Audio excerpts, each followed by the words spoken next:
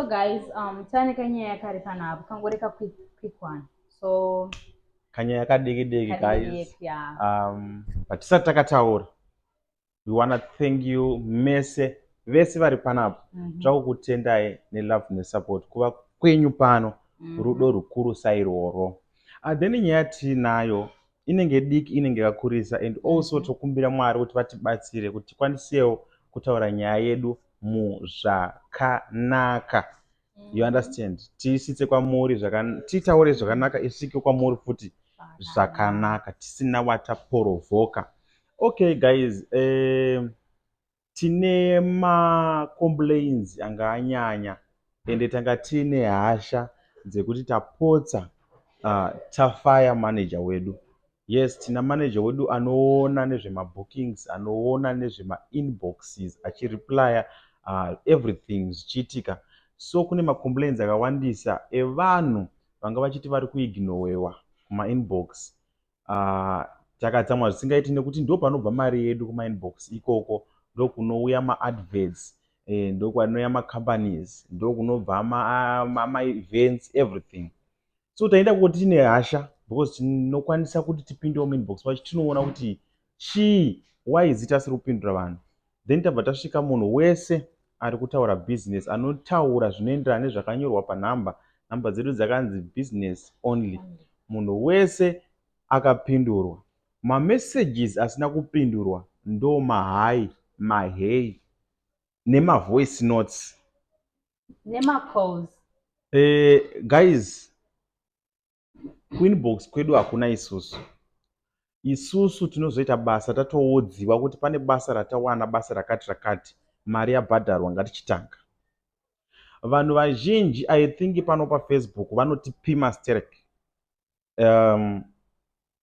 Vane maitiro avo avanoda kuti tiite isusu basa redu. Pane vanototiona kunge vana vavo, kana chiti vana vavo handisi kuda kuti ezoti vanozviona kunge vabereki, but vanoona sekuti vanokwanisa kutiita yese. Unoona message inenge yanyorwa kuinbox, tachiona mamessages nhasi tatichiseka, munhu achikuudzirai zvekuita mumba menyu. Yes, maadvice tinotambira, but the way yekutaura nayo unotoona this person ari kutochitonga, hamene kuti ari kupi. Anyway, let me tell you this. If you want to waste your time in your life, advise us all. Exactly. Advise. Just wasting time, guys. Wasting your time, guys. We do what we want. So musakanganwa kuti ava vanhu havasi vana venyu. Chokwadi chakanaka. Titori vanhu vakuru patiri pano, tokwanisa kuita zvatinoita. Zvese zvatinoita mulife medu munozviziva kuti hapana kana one chamakatiudzira. We do what we want nenguva yatinoda.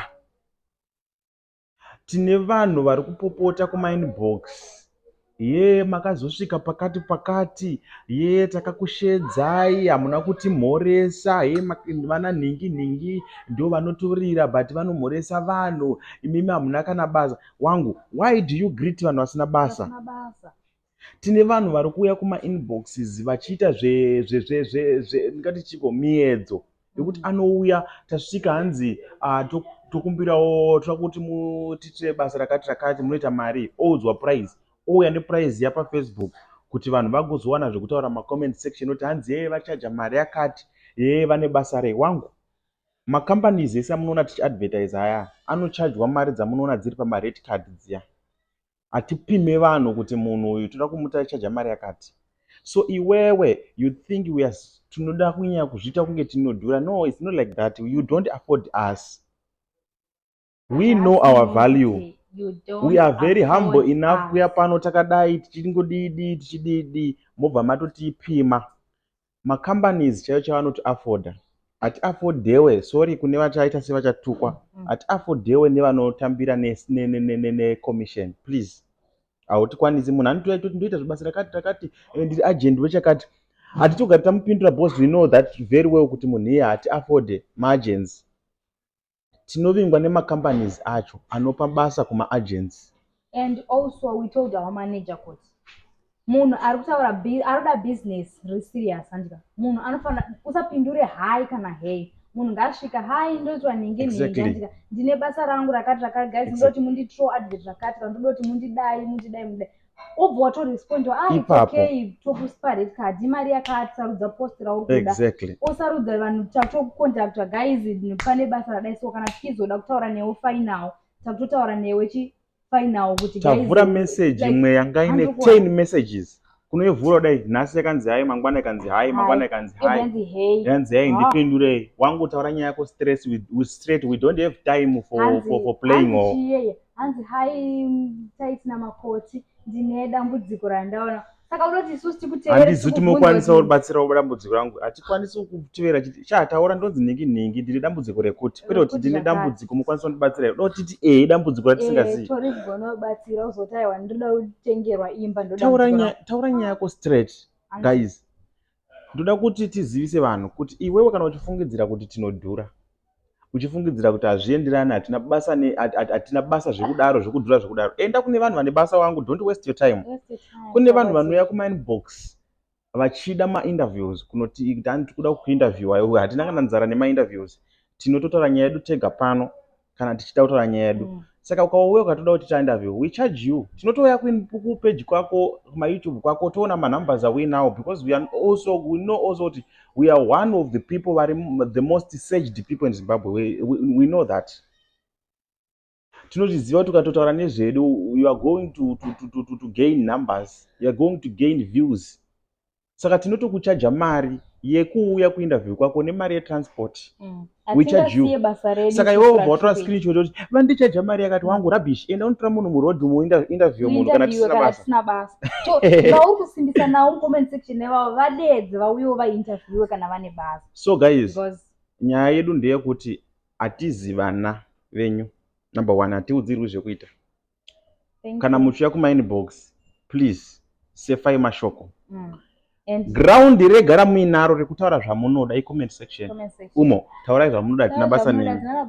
But ku business inbox ne WhatsApp please respect us. Munhu ariko angotodhiniwa futi zvamunotaura ngona ngokupindura rubber. Zvekuti unovata neboots. So please make sure kuti uri kusvika une nyaya nemusoro. Don't waste your time. Yeah, munogara kupi I want to visit to you. Varoi toziva. A lot of people varotsvaga kwatogara. But haisi pressure. Mwari ndiwo anotichengeta. So we don't care guys. Taurai zvamunoda mu comment section ido ground renyu. Facebook ine option yekuvhara comment section. Muchiti data inyangadzwa nezvamunotaura data kavhara comment section. But toziva kuti vamwe ndo pamunopedzera stress kwakati tight kupfeke maziromo.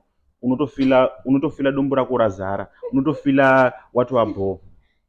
Saka that's why tichikupai ground iroro. But ku inbox we don't tolerate nonsense. Ukangoti hi vanhu vanokusiya vodaira uyu ataura nyaya yake direct. And imwe nyaya ndeyekuti tinoya pano tichi advertise munhu. Tinoisa number dzemunhu wata advertise. But the problem toona inbox yedu yakazara nevanhu vari kutibvunza ma questions ekuti imari chakati. But company iripo guys. Atisitotengesa zvone izvozvo. Dzataisa pa screen. Unoona munhu achina message guys ndaona muchadvertise chakati ndina kukwanisa kutora namba dzavo aunokwanisa kutora dzavo waenda kunotsvagana nedzedu dzanga dzisiri pavideo. You guys ngatishandise brain and also pane vanhu vaunoona kuti I don't know pane munhu anotongoona kuti zvari kutaura izvi anonyatsoziva zvaanoita here. Takwira ndege for the first time taposta I think munhu wese akabva ngofunga kuti ndege saka ndokwanisa kungoikwira kana anytime chero $1 or something handisi kuti amuridzi afford but the way yamunoenda nayo kuma inbox muchibvunza kuti imari ndege unoona message munhu achinyora message 1 kuti imari ndege wiki rese kuzodza kuti hakuna kana brain dzekungonogooglawo zvinogoogoliwawo ubvunza hatizivi maprice endege anochinja every minute. Hatishandi kuairport guys. Chese chataita you think you afford. How much kuenda ndakatakazoona imwe comment kwanzi ndege imari kubva kuCape Town Zimbabwe taona pakani 2000 rands. Saka bhazi roita mari pona kuti brain so muda kutry kuudzana kuti hazvina kana basa zvakachiva kana sina basa ita and don't involve us in your life. Isati kuinvolvewa. Google guys zvimwe zvinhu Google ukaona taenda kwakati ukaona taenda kuDubai ukaona taenda kupi just Google uendewo kana unoda kuenda. Haisi competition. Musanyoti rate us direct because our life hamuizivi tinokuudzai zvatinoda isusu. Hatikuudzei zvamunofanira kuziva kana zvamunoda kuziva tinokuudzai zvatinoda. Kozoita munhu wekuti inyu nhamba nditanga akabayirira video call. Oh my god. andikuzive anosevha namba dzako andikuzive ndanenewe uri kukatwa uri kuramba uchifona nevideo call. Guys, munhu akangwara, write your message. Ndinonzi tapiwa chakati chakati chakati, ndoda kudai. Kana vanhu taona kuti zvawataura tinokwanisa kutoshanda tese, we can just save your number wowo totanga kutotaura newe, takutobvunzana can we call kunidai, mototaura manager wedu anozoti apedzerana newe ozouya kwatiri oti pane chida kuita chakati chakati musi weTuesday nguva dzakati, please do it, mari yabhadhara. Simple. Kwete unongofona nevideo ko. Guys, fonera hama dzenyu kana zvanetsa. To be honest, mari dzatinochaja dzinotoenderana nesu nekuti tine vanhu vakawanda also vatinobhadhara, tinoda kuchengeta vabereki, nhama yedu tinoiziva. We know very well kuti pano we have got a lot of followers, a lot of fans, but not all of them vanotida. Vamwe vakangomirira kupedza stress dzavo. How? Nekuti tuka. Mumwe munhu atoentertainwa nezvatinoita, anoentertainwa nekuita noise in comment section. So guys, respect us. Ndofunga makazviona kubva last year kusvika patiri nhasi kuti hatina kana one chamakataura kana chamunoda chatinotevedzera. Munotuka usiku nesikati, havana hembe, zvikazodai, vakazodai vane usvina. We don't care. We really don't care. We do our life. Anonakirwa nelife yedu nezvatiri kuita ndiye anoramba ari pano. Vamwe vese mucharamba muchingoita muri kuita muri ikoko. We don't care. We really don't care, to be honest with you guys. And isusu hatisi vanhu vanofarira taurai kwamunoita mapages amemutaura muchita noise muchasei. Isusu we after money. We need money. Eyes on the prize. So we really don't care, guys. We love you. Mese vanotida nevasingatide, because as long uri pa page panapa, you are supporting us. We are using your hatred. Yes. We are monetizing your hatred. You understand? So musazonyanyoona kunge vanandi venyu stereki. Takasangana nemukati ignowa. Wati tokudai sei. On social media, not in real life. In you real guys, life, guys, leave us alone. Let us live our life. We will never force you to love us. Titori nehama dzakatiramba kozoti iwewe watisingazivi. Takarambwa nehama dzakawanda kozoti iwewe zvako. Saka don't ever think you to love us. We've never said, guys, love us. No, we don't care. Guys, tinozivana pa social media, unotenga data rako kana uchida kuona, kwete kuyaomba kwedu kana kuda kutitsvaga mastreets kuti avo vazodii, vari kupinda mushopi ipi, vazoita sei, nani wati maprize amunosangana nawo aya ndiwo chaiwo edu. Macompanies, they know kuti tichakavakoshera zvakaita sei. They know very well. So whether you want us to be zvatiri kana kuti haudi, isi titori zvatiri.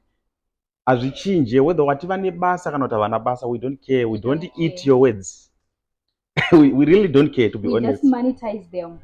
We really don't care. So monetize we don't care. Now we are growing, and we thank you for following us. Road to million. We are going to million followers next year. Kupera kwaro teta 1 million. Mwari vanesu, mwari vanotida. We don't care. We really don't care.